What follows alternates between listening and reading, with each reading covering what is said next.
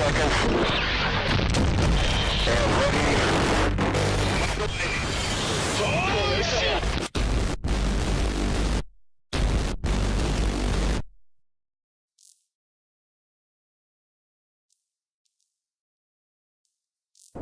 What is going on, lads? It's Billy the Kid here with another Battlefield 3 commentary for you lads. This is a game of Rush on friend Bazar, and I'm playing with my good friend Yossi, who is a member of LOS. I'm currently running the assault kit with the, I think it's the MK3A1 or something like that, is it? Yeah, MK3A1, that's right. Finally, it's one of the back to car canned weapons, I think you get with the assault kit. I'm not too sure, but it's pretty good. It's not like the USAS. It gives you a lot more recoil than the USAS, but it's pretty good in close quarters. It's an automatic shotgun, so it's just like the USAS. So for all you USAS lovers who love frag rounds, God, I hate you all, but you might want to try this one out as well.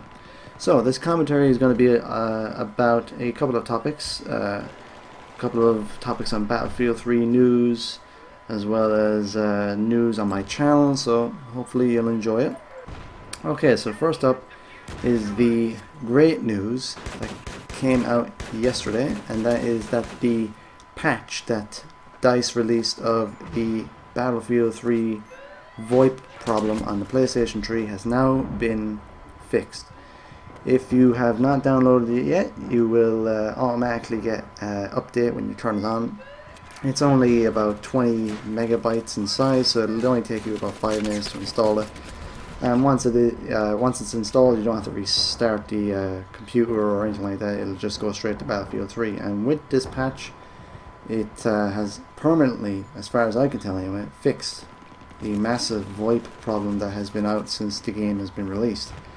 This is great news because, of course, communication is essential in Battlefield 3, and I can actually cut down on buying carrier pigeons to send to my friends and all that kind of stuff. Also out in the news is a possible DLC news. DICE has tweeted a little rumor that they might release news of the next DLC for Battlefield 3 sometime possibly next week. My hopes are that this new DLC will either maybe be Bad Company 2 maps that are redone using the new Frostbite engine for Battlefield 3, or just possible new maps altogether without being based on any Battlefield game whatsoever. That'd be cool. I think my biggest hope, if you've ever played Battlefield 1943, I think it is, there was a mode called Air Superiority. I can only imagine how cool that would be if they brought in Air Superiority. Air Superiority, by the way, for those of you who don't know, was a mode kind of like Conquest, but with airplanes, and you had to destroy as many enemies. It was airplanes only, no ground forces or anything like that.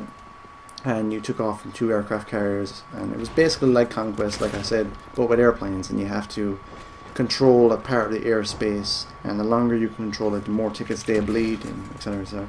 So that would be pretty cool if they could bring that in for Battlefield 3. Can you imagine all the flankers and F-18s, especially if they, although it's only it's a 24-man server on consoles. Can you imagine an air superiority mode with 64 people? It'd be insane. It'd be like Tom Cruise on Top Gun, but with steroids. But yeah, that would be cool. Also in the news, and confirmed by DICE, there will be an upcoming fix for the Famas and the USAS with frag rounds. DICE have repeatedly said that both weapons are way overpowered, especially the USAS with frag rounds, because if you've ever used any of the other shotguns with frag rounds, you'll notice that their rate of fire is decreased, and their damage is low. If you hit somebody with, say, an 870 with frag rounds, it won't outright kill them instantly. You use slug rounds for long range shooting. Anyway, the whole point of the frag rounds is that they pin the enemy down and suppress them, and you get suppressing assists and all that kind of stuff. But there was a glitch when designing it, and the USAS instead has more damage with frag rounds, and you know, it does the suppression assist as well, but it does insane amount of damage, and I'm sure everybody knows this already. But they have confirmed that they are working on a fix for both weapons, and I like the Famas. I have to say I like the Famas, but even I have to admit it too is overpowered. Even with a foregrip and a suppressor, it's still overpowered. But the good news is that they are working on it, and hopefully now when the fix comes out, both weapons will be nerfed, but not too bad. And I will be putting in the description of this video links to the pages with the news on it. It's a site called Battlefield. I don't know if you've ever seen this before. I'm sure some of you have, but this is where I get most, if not all, my Battlefield 3 news, and it's a pretty cool site. I'm sure you'll enjoy it if you go check it out, and I'll put the link in the description of this video. Upcoming on my channel is I am thinking of doing a walkthrough of the Battlefield 3 campaign. I won't be doing a commentary walkthrough. I will just be doing a walkthrough of the campaign. I thought the campaign was pretty good. I've played through it maybe 2 or 3 times before. I played the campaign as soon as I got the game. I like a good campaign, single player as well as multiplayer. But I find the Battlefield 3's campaign far superior than, say, Call of Duty's single player. I like, you know, it's much more realistic in my view. It's based, you know, in today's time with Iran and all that kind of stuff. Of course, a terrorist takeover of Iran is probably not realistic, but a war with Iran is. So who knows what the future will hold.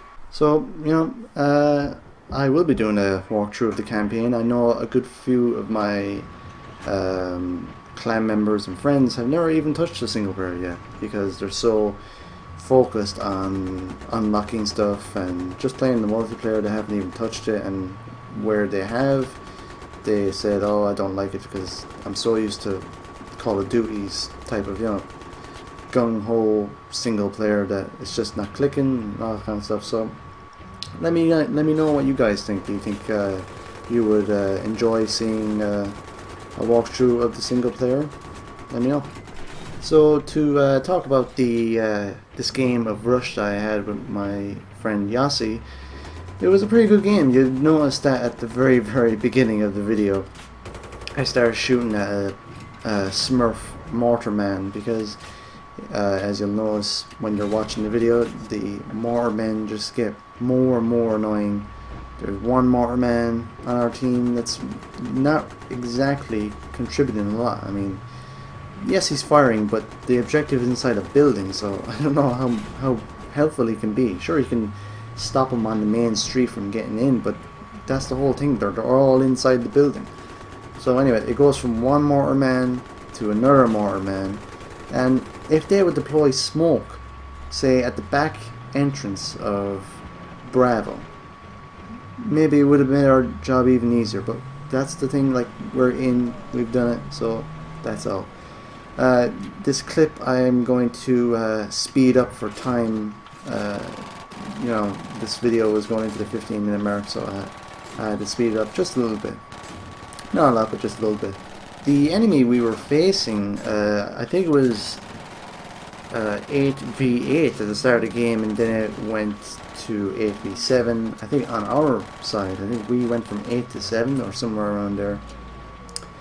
But the enemy we were facing, they were very annoying, let's just say that. They kept on, there was maybe 1 or 2 guys that kept on trying to spawn trap us literally from every base we captured, you know, every 2 MCOMs we destroyed.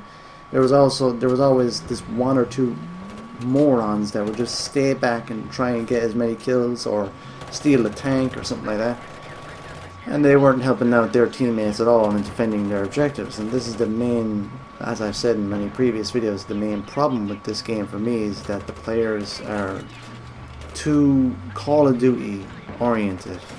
they've only played Call of Duty, and they're not used to tactics or team play with Battlefield 3. There are many, such as like the mortar men. They have smoke, but they may not even know they have a smoke round available to them. They may think that, oh, it's just a high explosive round we have available to us, but they just don't know, and that's the whole thing. Like, they need to be taught how to either by friends of theirs, or if they enter a clan, they need to be taught by fellow clan members.